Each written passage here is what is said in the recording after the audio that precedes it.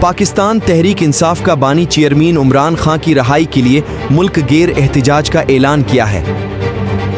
PTI की जानिब से कहा गया है कि साबिक वजीर आज़म इमरान खान की रहाई तक मुल्क गेर एहतिजाज करेंगे, जिसके तहत लाहौर समेत मुल्क भर में एहतिजाज रिकॉर्ड करवाया जाएगा।